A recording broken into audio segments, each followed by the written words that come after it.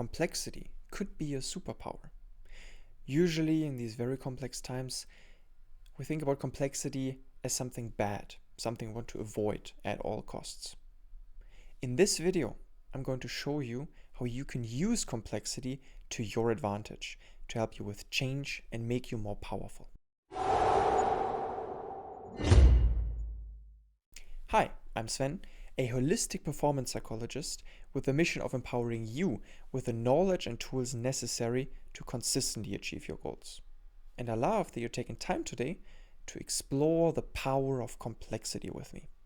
Before we jump into how you can use complexity, let me first explain the concept of complexity, what I mean by complexity in the psychological sense. For that, 3 factors that make it easier to understand how we live our lives. Behaviors, then there's our thoughts and our feelings. Those are not separate factors. That wouldn't be complex enough. No, those interact. They influence each other and they build loops and these weird dynamics that are very hard to look through, which is why people like me exist, whose entire purpose is to understand how these things interact and help people work and improve the pieces that they want to improve. Now, let's get a quick example here before we jump into how you can use this complexity. If we look at behaviors, you don't just do something. You don't just feel something. You don't just think something. Those factors don't exist in a vacuum. Rather, they influence each other, which is the complexity. So when we think about going shopping, it's not just the action of going shopping. Rather, it's thinking about the state of your fridge, and then thinking about what you would like to eat, and then realizing that you don't have the right ingredients to make what you want to eat. And you want to eat because you're feeling hungry. So that's a simple interaction here. It becomes way more complex, and usually there's these loops that start to happen. So someone who doesn't really feel particularly good, doesn't really feel particularly good about what they do and who they are, tends to crave this feeling of being good enough, of fulfillment, of excitement. And because usually this feeling is very strong, they tend to take the shortcut, the quick way, maybe bad food, maybe drugs. Now, that bad food, that choice, that behavior of eating this, in turn produces a feeling. First of dopamine, but then usually afterwards, because it's not particularly healthy, your body retaliates and you don't really feel as good. Which in turn confirms the thought, this belief, that you're not really good, you don't really have a good body, you don't really have a good life.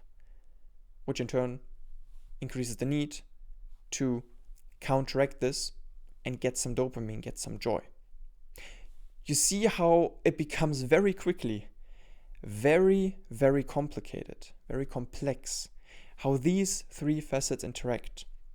And now, for another video, there are way more facets than this. There's the social facet, which is massive, for example. To the point of this video, how can you use this complexity to make yourself more powerful, to change easier? Here's an example. You want to change your behavior. Now, instead of just changing your behavior, doing something more, and failing at that, because that's usually what we do, we try and lose weight, do more sports, but then we don't really do the sports. It's hard to do the sports, it's hard to do the thing.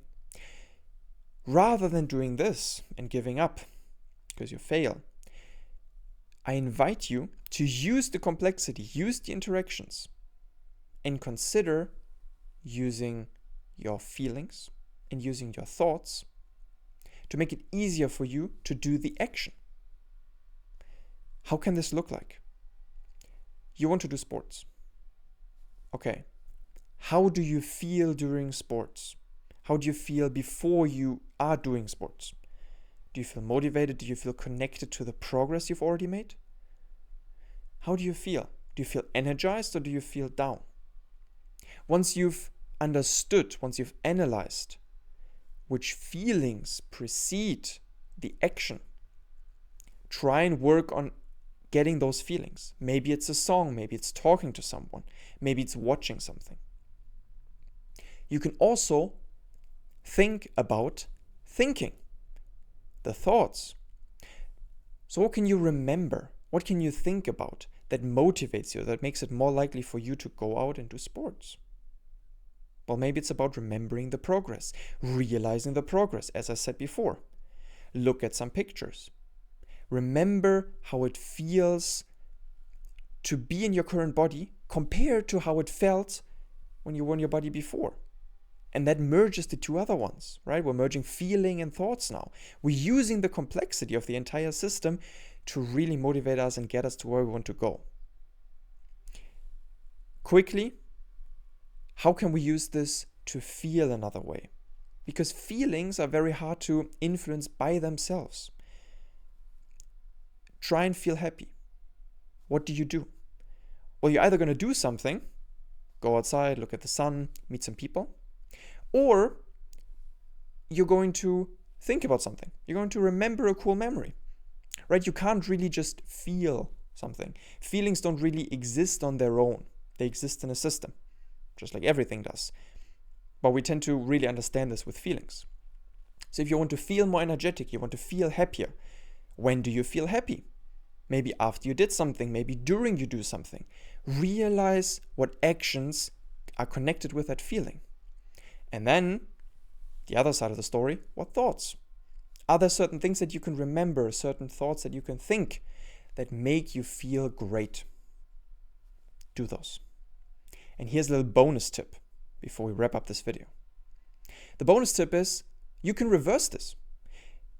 Instead of thinking about what feelings do I need to increase the likelihood of a certain behavior, you can think the opposite. What feelings absolutely kill the probability that I'm going to do this? If I'm feeling lethargic, I'm not going to go outside and do sports. If I'm feeling depressive, I'm not going to go outside and do sports. If you know these things, you can actively avoid those things. And that goes with everything. So in the example of feeling, maybe if you want to feel good, you really don't want to do self-destructive behaviors beforehand. So now you know how those two things interact, and you can aim to avoid these things. This also gives you more motivation usually, because you understand how things interact. What's the importance of not doing those self-destructive behaviors, like eating bad food? And that is all. I hope that made sense. This is a very complex topic, which is both the good thing and the bad thing, which you now understand. I invite you, if you have any questions about this, just put them in the comments. I'd love to discuss that with you. And if you enjoyed the video, do like it. Helps YouTube with the algorithm. And if you like these videos in general, do feel free to subscribe. I wish you a great rest of your day. Use complexity to the best of your abilities. You got this.